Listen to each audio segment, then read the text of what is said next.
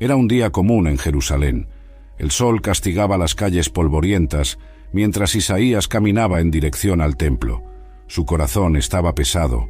El rey Uzías, que había gobernado por más de medio siglo, acababa de fallecer. Una era de prosperidad llegaba a su fin, dejando un vacío de liderazgo y un futuro incierto para Judá. Isaías entró en el templo buscando consuelo. Poco sabía él que estaba a punto de vivenciar algo que cambiaría no solo su vida, sino el rumbo de la historia. Mientras se arrodillaba para orar, lo extraordinario sucedió. De repente, el velo entre el mundo físico y el espiritual se rasgó. El techo del templo pareció abrirse, revelando una visión del propio trono celestial. Isaías quedó paralizado, apenas pudiendo respirar ante lo que veía. Allí estaba él, el Señor de los ejércitos, sentado en un trono alto y sublime. Su gloria era tan intensa que llenaba no solo el templo, sino todo el universo. Pero no fue solo la visión de Dios lo que dejó a Isaías sin palabras. Alrededor del trono vio criaturas como jamás había imaginado existir. Eran los serafines, seres celestiales de pura luz y fuego.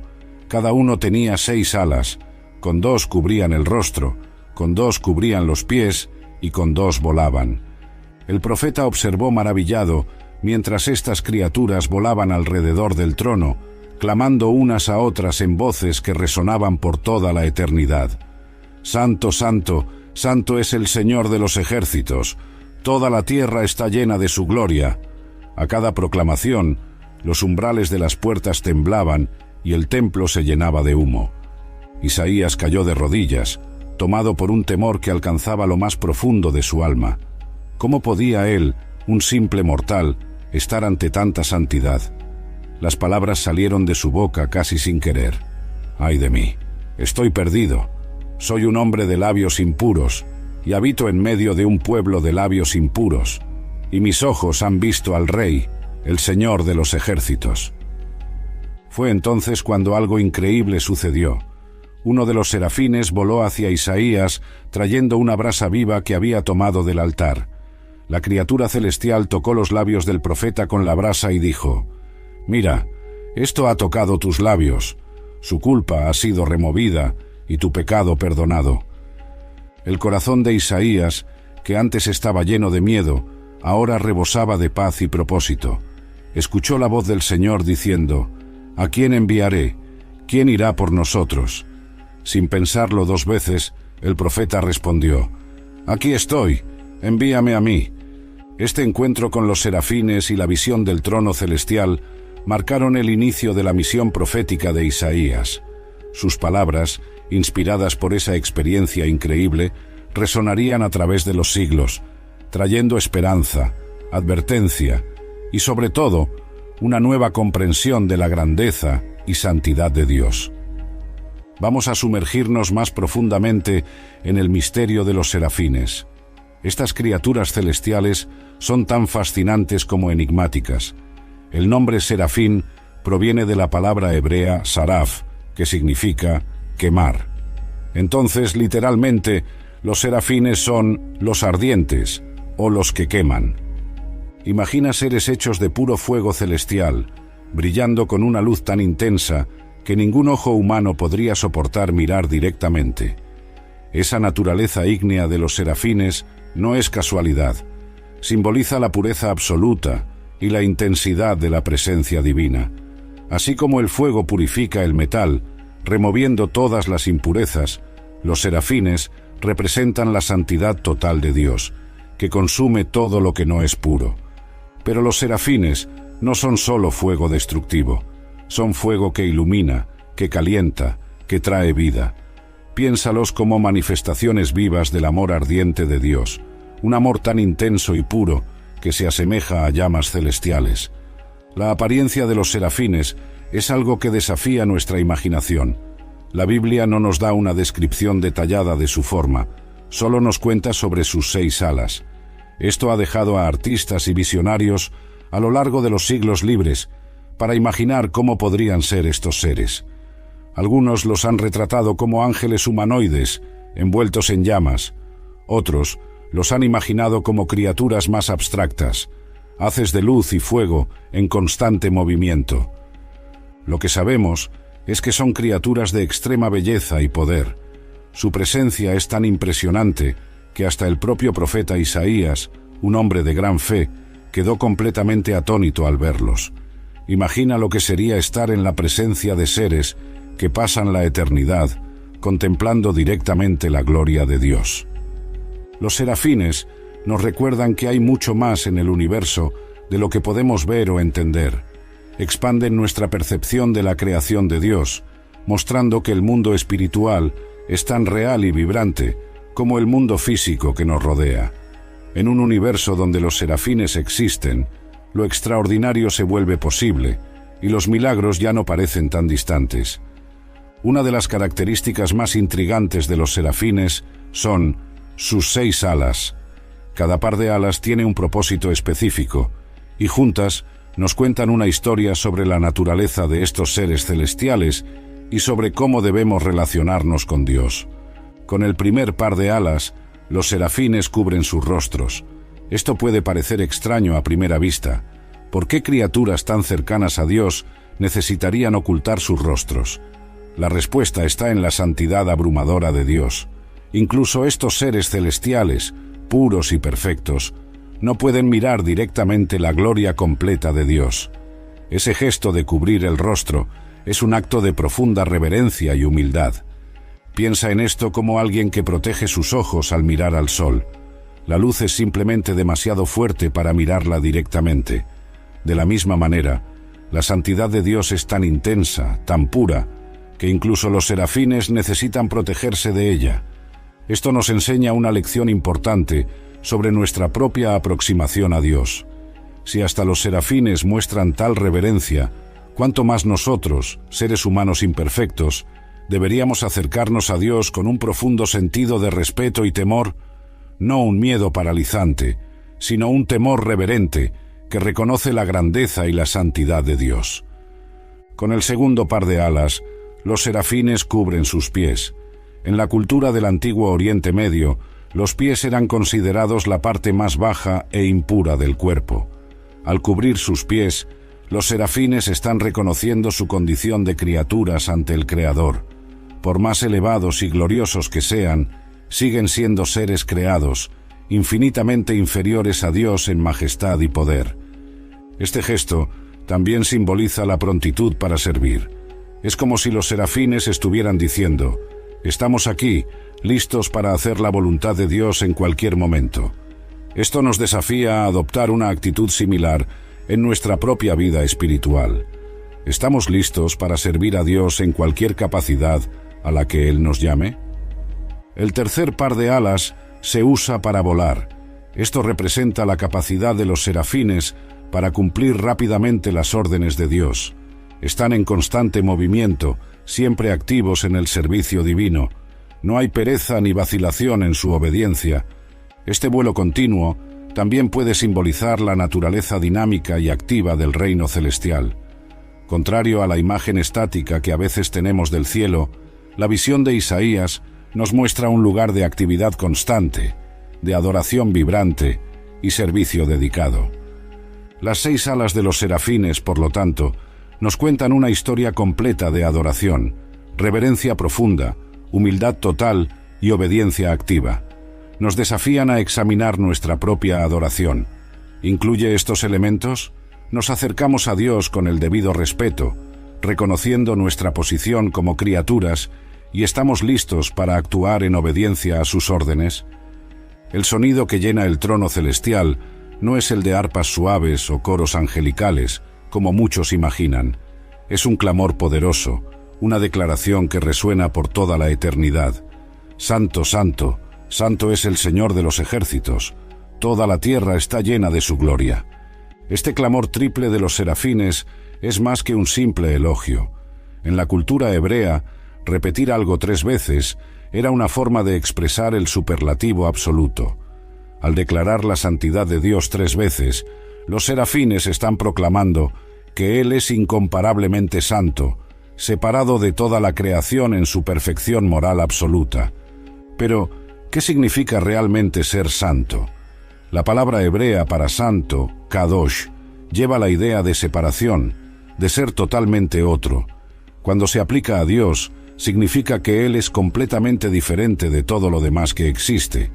Está por encima y más allá de toda la creación, perfecto en todos los sentidos, libre de cualquier mancha o imperfección.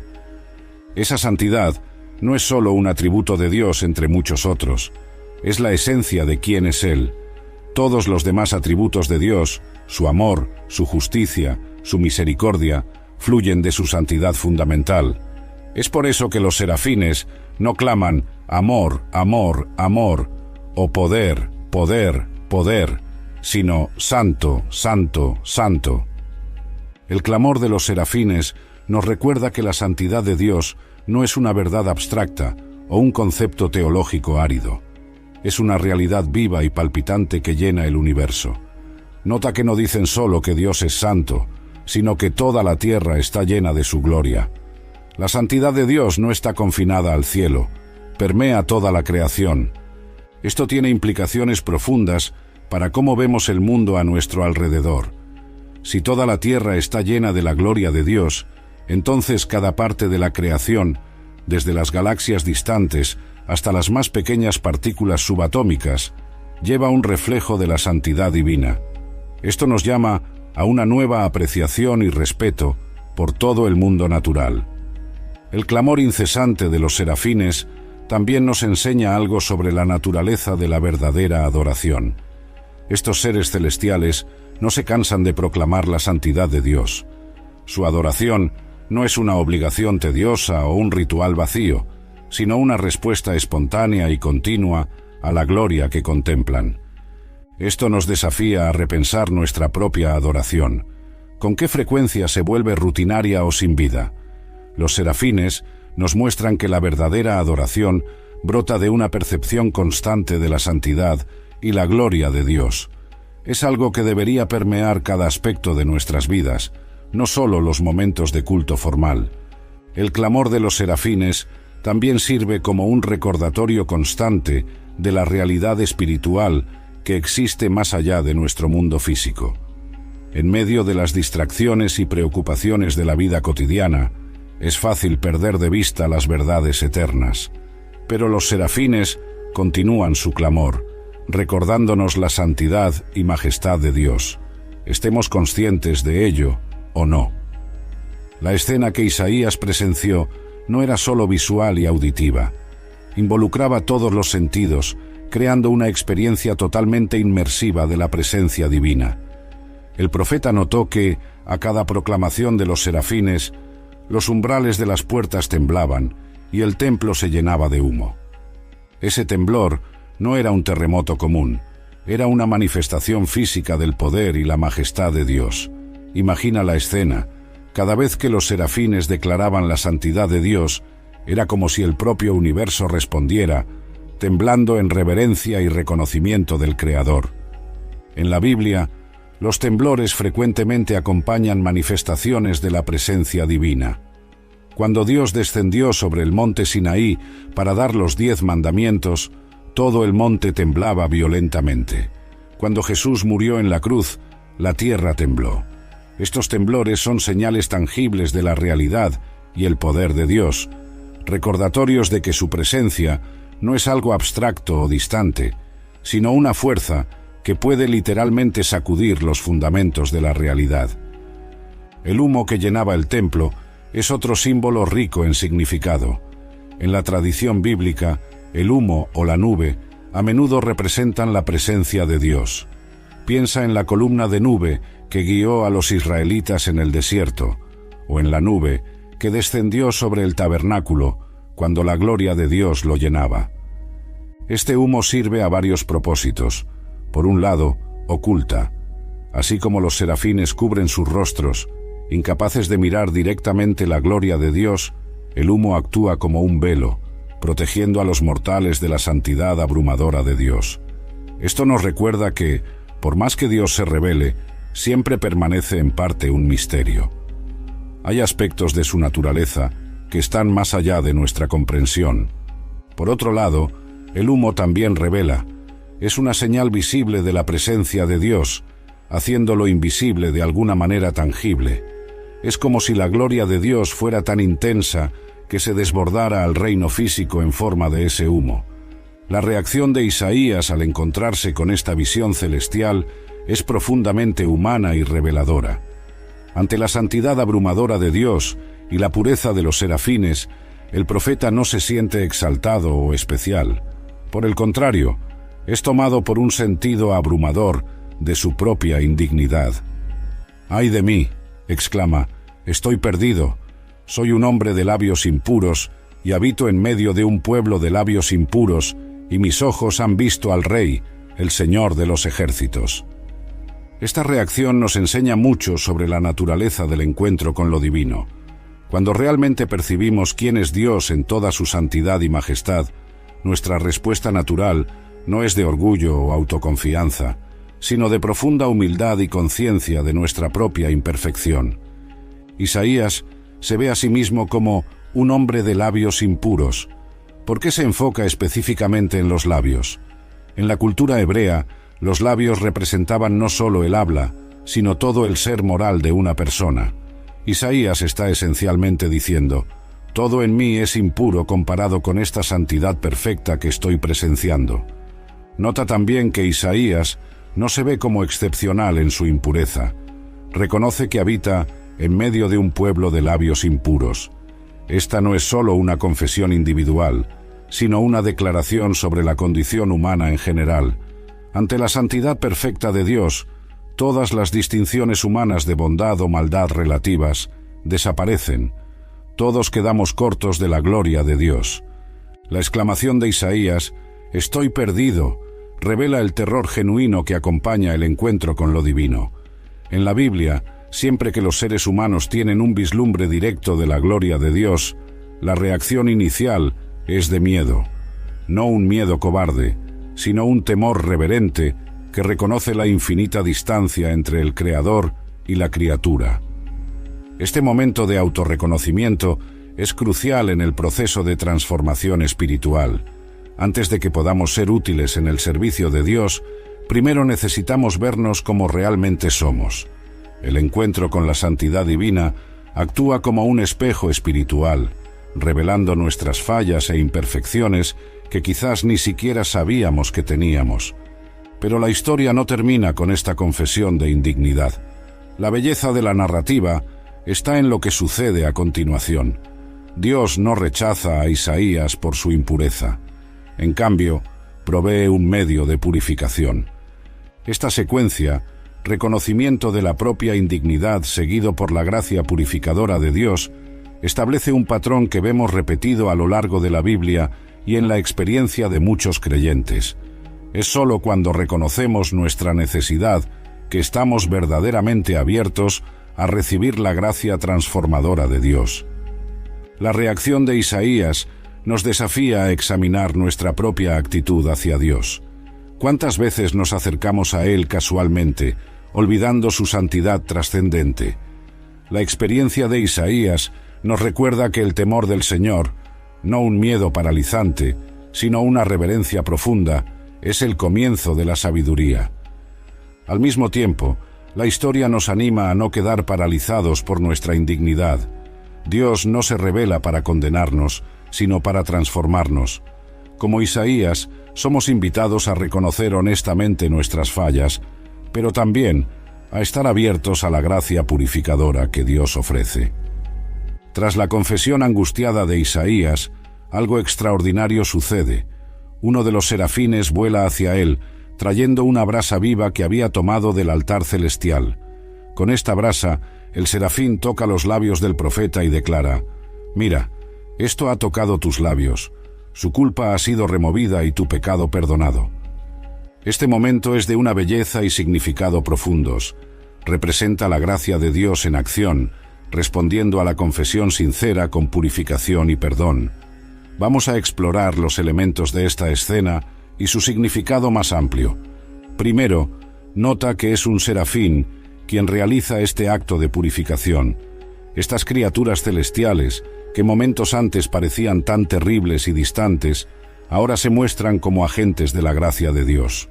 Esto nos recuerda que, en la economía divina, incluso los seres más exaltados están al servicio de la redención de la humanidad. La brasa viva es un símbolo poderoso. El fuego, en la Biblia, frecuentemente representa la presencia purificadora de Dios. Piensa en la zarza ardiente de Moisés o en las lenguas de fuego en Pentecostés. Este fuego celestial tiene el poder de consumir lo que es impuro y refinar lo que es precioso. El hecho de que la brasa provenga del altar es significativo. En el sistema de adoración del Antiguo Testamento, el altar era donde se ofrecían sacrificios para la expiación de los pecados. Esta brasa, por lo tanto, representa el poder purificador del sacrificio divino. Es un presagio del sacrificio final de Cristo, que removería el pecado de una vez por todas. El toque en los labios de Isaías es un acto de gracia específica y personal. Dios no purifica al profeta de manera genérica o a distancia. Toca exactamente el punto de necesidad confesado por Isaías, sus labios impuros. Esto nos recuerda que Dios conoce nuestras luchas específicas y ofrece gracia hecha a la medida para nuestras necesidades particulares. Las palabras del serafín son una declaración poderosa de perdón y restauración. Su culpa ha sido removida y tu pecado perdonado. Nota el tiempo pasado, es un acto completo. No hay período de prueba, no hay penitencia que cumplir. La purificación es instantánea y total.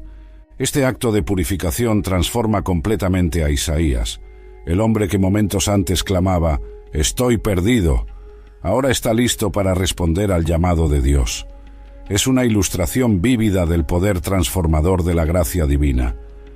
La experiencia de Isaías nos ofrece un modelo para nuestro propio viaje espiritual. Al igual que el profeta, somos invitados a reconocer nuestra necesidad, a confesar nuestra indignidad y luego a recibir el toque purificador de la gracia de Dios. Este no es un proceso que ocurre solo una vez, sino una dinámica continua en la vida cristiana. Este episodio también nos recuerda que la santidad de Dios, aunque nos hace conscientes de nuestra imperfección, no tiene como objetivo final condenarnos. Por el contrario, nos invita a una transformación profunda. La visión de la santidad divina nos muestra lo que necesitamos ser.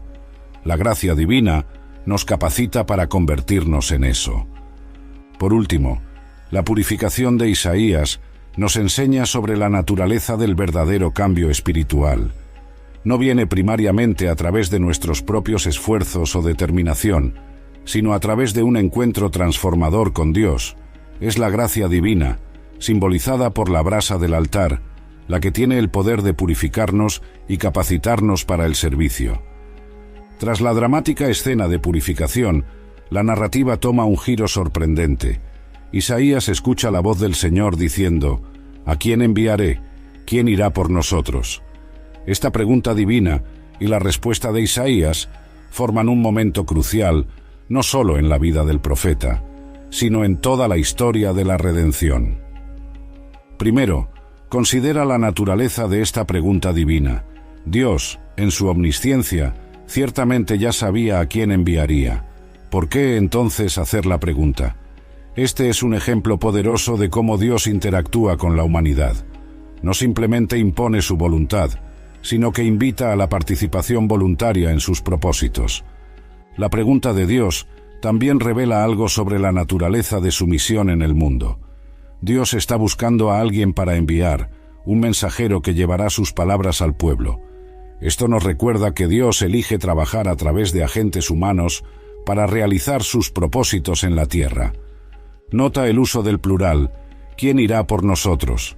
Esto puede ser visto como una referencia a la Trinidad o puede reflejar el lenguaje de la corte celestial, incluyendo a los serafines y otros seres angelicales. En cualquier caso, enfatiza la grandeza y majestad de Dios. La respuesta de Isaías es inmediata y entusiasta. «Aquí estoy, envíame a mí». Esta es una transformación notable del hombre que, momentos antes, estaba temblando de miedo ante la santidad de Dios. Ahora, purificado por la gracia divina, Isaías está listo y ansioso para servir. La prontitud de Isaías Es un testimonio del poder transformador del encuentro con Dios. No vacila, no pide tiempo para pensar, no negocia los términos de su servicio. Su respuesta es un sí incondicional al llamado de Dios. Es importante notar que Isaías se ofrece antes incluso de saber cuál será su misión específica. No está respondiendo a una descripción detallada del trabajo, sino a un llamado general al servicio. Esto ilustra la naturaleza de la verdadera fe, una disposición a seguir a Dios incluso cuando el camino por delante no está claro. La respuesta de Isaías también refleja un cambio profundo en su autopercepción. El hombre que se veía como perdido e impuro, ahora se ve como alguien que puede ser útil en el servicio de Dios. Esta es la verdadera marca de la gracia transformadora. No solo remueve nuestra culpa, sino que nos capacita para una nueva vida de propósito y servicio. Este diálogo entre Dios e Isaías establece un patrón que vemos repetido a lo largo de la Biblia y en la experiencia de muchos creyentes. El llamado de Dios generalmente viene tras un profundo encuentro con su santidad y una experiencia de su gracia purificadora. La historia de Isaías nos desafía a examinar nuestra propia respuesta al llamado de Dios. ¿Estamos listos como Isaías para decir, aquí estoy, envíame a mí? ¿O somos más propensos a poner excusas, a vacilar, a negociar los términos de nuestro servicio? Este episodio también nos recuerda que Dios continúa llamando a personas para su servicio hoy. El llamado puede no venir de manera tan dramática como para Isaías, pero Dios aún está preguntando, ¿a quién enviaré? La cuestión es, ¿estamos escuchando? ¿Y cómo responderemos? La historia del llamado de Isaías nos enseña sobre la secuencia de la verdadera transformación espiritual. Primero viene el encuentro con la santidad de Dios, que nos lleva a la conciencia de nuestra necesidad. Luego viene la experiencia de la gracia purificadora. Y finalmente, como resultado, surge la disposición a servir. Esta no es solo la historia de Isaías, sino un patrón que podemos ver en nuestras propias vidas a medida que crecemos en la fe. Tras la respuesta entusiasta de Isaías al llamado divino, Dios revela la naturaleza específica de la misión del profeta. Y aquí, la narrativa toma un giro sorprendente y desafiante. La tarea de Isaías no será fácil, ni aparentemente gratificante a primera vista. Dios le dice a Isaías, «Ve y di a este pueblo, escuchad bien, pero no entendáis, ved bien, pero no percibáis. Endurece el corazón de este pueblo, haz pesados sus oídos y ciega sus ojos, que no vean con sus ojos, ni oigan con sus oídos, ni entiendan con su corazón, ni se conviertan y sean sanados». A primera vista, estas palabras parecen chocantes. ¿Por qué Dios enviaría a un profeta con un mensaje destinado a endurecer el corazón de las personas en vez de llevarlas al arrepentimiento? Para entender esto, necesitamos mirar más profundamente al contexto y significado de estas palabras. Primero, es importante entender que esta no es tanto una orden para Isaías de causar ceguera espiritual, sino una previsión profética del efecto que su mensaje tendrá en un pueblo que ya se ha endurecido contra Dios. En otras palabras, Dios está diciendo a Isaías que su predicación, en vez de llevar al arrepentimiento inmediato, inicialmente resultará en mayor resistencia. Este pasaje ilustra un principio espiritual profundo. El mismo mensaje que tiene el potencial de abrir los ojos y transformar corazones, también puede, cuando es rechazado, llevar a un mayor endurecimiento. Es como el sol, que derrite la cera pero endurece el barro. La diferencia no está en el mensaje, sino en la respuesta del oyente. La misión de Isaías también nos recuerda que el éxito en el servicio de Dios no siempre se mide en términos de resultados visibles o respuestas positivas inmediatas. Isaías es llamado a ser fiel en entregar el mensaje, independientemente de cómo será recibido. Esto es un desafío para nuestra mentalidad orientada a resultados, donde a menudo medimos el éxito por el número de conversiones o por la respuesta positiva del público. Además, este pasaje nos muestra que Dios a veces usa métodos que nos parecen contraintuitivos. El aparente fracaso de la predicación de Isaías en producir arrepentimiento inmediato Es, en realidad, parte del plan mayor de Dios para eventualmente traer a su pueblo de vuelta a Él. A veces, las personas necesitan experimentar las consecuencias de su rechazo a Dios antes de estar listas para volverse hacia Él. La respuesta de Isaías a esta misión desafiante es notable. No discute con Dios, ni pide una tarea más fácil. En cambio, simplemente pregunta, ¿hasta cuándo, Señor? Esto revela tanto la aceptación de Isaías de su difícil misión, como su esperanza de que el endurecimiento del pueblo no será permanente. La respuesta de Dios a la pregunta de Isaías es igualmente significativa. Habla de un tiempo de juicio, pero también de esperanza. Incluso si la nación es reducida a un tocón, de ese remanente brotará nueva vida. Esta es una promesa de restauración futura, incluso en medio del juicio.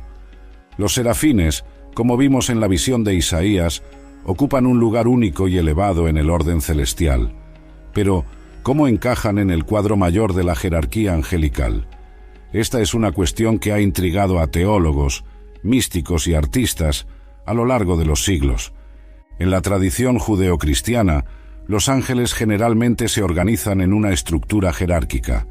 Una de las clasificaciones más influyentes fue propuesta por Pseudo Dionisio, el Areopagita, un teólogo cristiano del siglo V o VI. En su obra, La jerarquía celestial, divide a los seres celestiales en 3 órdenes, cada una conteniendo 3 coros angelicales. En la cima de esta jerarquía están los serafines, seguidos por los querubines y tronos. Estos forman la primera y más elevada orden de seres celestiales. Según esta visión, los serafines están más cerca de Dios, constantemente absorbiendo y reflejando su amor y luz divinos. La posición elevada de los serafines en la jerarquía celestial no es solo una cuestión de ranking, refleja su función única y su proximidad a la esencia divina. Los serafines son vistos como los guardianes del trono de Dios, proclamando continuamente su santidad y actuando como canales directos de su amor ardiente. Es interesante notar que, aunque los serafines aparecen prominentemente en la visión de Isaías, son mencionados raramente en otras partes de la Biblia. Esto añade un aire de misterio a su naturaleza y función. Algunos estudiosos sugieren que esta rareza de menciones se debe a su posición elevada. Están tan cerca de Dios que raramente interactúan directamente con los asuntos humanos. Comparados con otros seres angelicales, como los querubines, que aparecen guardando el jardín del Edén y sobre el arca de la alianza, o los ángeles mensajeros que frecuentemente interactúan con humanos en la Biblia, los serafines parecen tener un papel más enfocado en la adoración continua y en la proclamación de la santidad de Dios.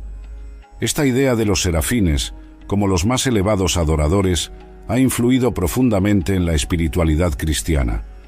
Muchos místicos y contemplativos a lo largo de la historia han visto en los serafines un modelo para la forma más pura de oración y adoración, una devoción total y ardiente, libre de cualquier consideración egoísta. Sin embargo, es importante recordar que, aunque estas jerarquías angelicales han sido influyentes en el pensamiento cristiano, no están explícitamente definidas en la Biblia. La visión de Isaías nos da un vislumbre de los serafines, pero no nos proporciona un organigrama completo del cielo. Lo que podemos afirmar con certeza, basados en la visión de Isaías, es que los serafines ocupan una posición de gran proximidad a Dios, proclamando continuamente su santidad. Nos muestran que, cuanto más cerca estamos de Dios, más somos consumidos por su gloria, y más naturalmente fluye nuestra adoración. La posición elevada de los serafines también nos recuerda la vastedad y complejidad del reino espiritual. Hay mucho más en la creación de Dios de lo que vemos con nuestros ojos físicos. La existencia de estos seres celestiales expande nuestra comprensión del cosmos y nos recuerda nuestra propia posición como criaturas en un universo mucho más grande y maravilloso de lo que a menudo imaginamos. Al mismo tiempo, la visión de los serafines nos ofrece una paradoja intrigante. Por un lado, están en la cima de la jerarquía celestial, los más cercanos a Dios. Por otro lado, se muestran como los más humildes, cubriendo sus rostros y pies en la presencia divina. Esto nos enseña que, en el reino de Dios, la verdadera grandeza se encuentra en la humildad y en el servicio. Esta perspectiva de los serafines en la jerarquía celestial nos invita a ampliar nuestra visión de la realidad y a profundizar nuestra adoración. Nos desafía a buscar una devoción más pura y ardiente, libre de motivaciones egoístas, y nos recuerda que, por más elevados que sean los serafines, el Dios al que adoran es infinitamente mayor y más maravilloso. La visión impactante de los serafines descrita por Isaías no quedó confinada a las páginas de la Biblia. A lo largo de los siglos, estas criaturas celestiales han capturado la imaginación de artistas, escritores y pensadores, dejando una marca indeleble en el arte y la cultura. En el arte visual, los serafines han sido retratados de diversas formas, reflejando diferentes interpretaciones y tradiciones culturales. En las primeras representaciones cristianas, a menudo se les mostraba como figuras humanas aladas, muchas veces en tonos rojos, para simbolizar su aspecto ardiente. Con el tiempo, las representaciones se volvieron más elaboradas. Artistas del período medieval y renacentista frecuentemente retrataban a los serafines con 6 alas, siguiendo fielmente la descripción de Isaías.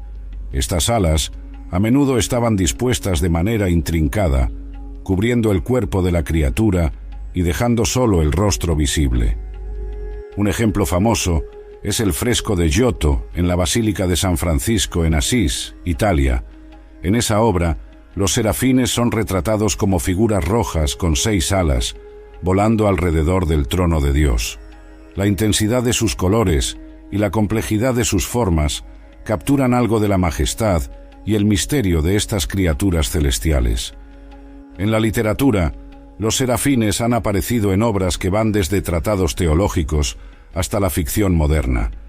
Dante Alighieri, en su obra maestra, La Divina Comedia, coloca a los serafines en el círculo más interno del paraíso, más cercanos a Dios.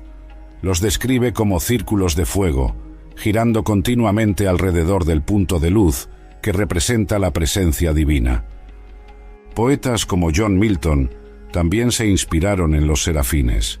En El Paraíso Perdido, Milton retrata a estas criaturas como parte del ejército celestial, describiéndolas con lenguaje vívido que hace eco de la visión de Isaías.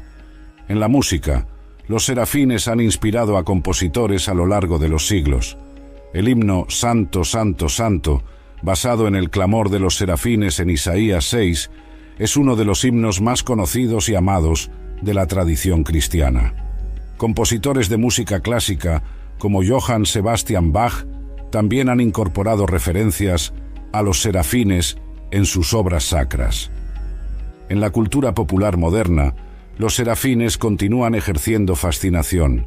Aparecen en novelas, películas e incluso en videojuegos, a menudo retratados como seres de gran poder y belleza.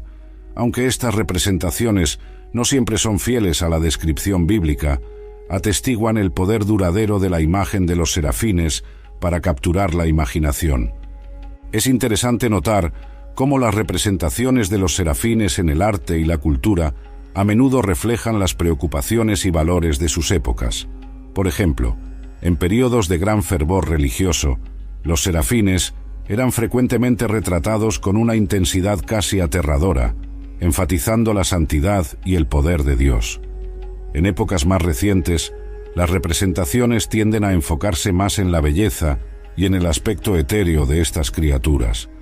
La presencia continua de los serafines en el arte y la cultura sirve como un recordatorio de la realidad espiritual en un mundo cada vez más secular. Nos invitan a mirar más allá de lo material y mundano, a contemplar lo trascendente y lo divino. Al mismo tiempo, la diversidad de representaciones de los serafines nos recuerda la limitación de nuestra comprensión. Ninguna imagen o descripción puede capturar plenamente la realidad de estas criaturas celestiales. Cada representación es, en el mejor de los casos, una aproximación, un esfuerzo humano por dar forma a lo inefable. Las diversas interpretaciones artísticas y culturales de los serafines también nos invitan a una reflexión más profunda sobre el significado de estas criaturas. ¿Qué nos dicen sobre nuestra comprensión de Dios? ¿Cómo moldean nuestra visión del mundo espiritual? ¿Qué lecciones podemos aprender de su adoración incesante y de su proximidad con lo divino? La presencia duradera de los serafines en el arte y la cultura es un testimonio del poder de la visión de Isaías. Milenios después de que el profeta registrara su experiencia, estas criaturas celestiales continúan fascinándonos, inspirándonos y desafiándonos a mirar más allá de lo ordinario hacia lo extraordinario, más allá de lo terrenal hacia lo celestial. La visión de los serafines en Isaías 6 nos ofrece profundos insights sobre la naturaleza de la verdadera adoración. Observando a estas criaturas celestiales, podemos aprender valiosas lecciones sobre cómo acercarnos a Dios y cómo expresar nuestra devoción a Él. Primero, notamos que la adoración de los serafines es continua. No dejan de clamar «Santo, Santo, Santo». Esto sugiere que la verdadera adoración no es algo que hacemos solo en momentos designados o cuando nos sentimos particularmente espirituales. En cambio, debe ser el estado constante de nuestros corazones, una actitud de reverencia y alabanza que permea cada aspecto de nuestras vidas. La adoración de los serafines también está enfocada íntegramente en Dios. No están preocupados consigo mismos o con sus propias necesidades. Su clamor es todo sobre la santidad y la gloria de Dios. Esto nos desafía a examinar nuestra propia adoración.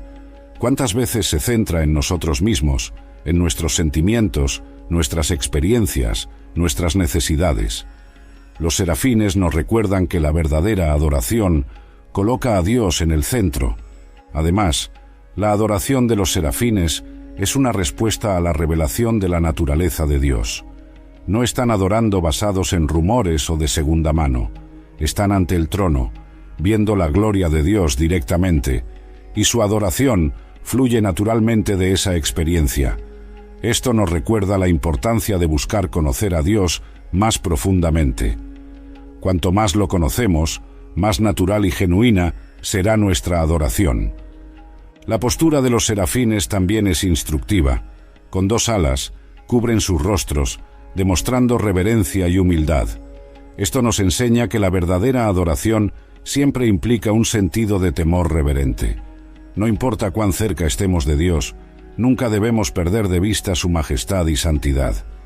Al mismo tiempo, los serafines están activos en su servicio, volando con 2 de sus alas.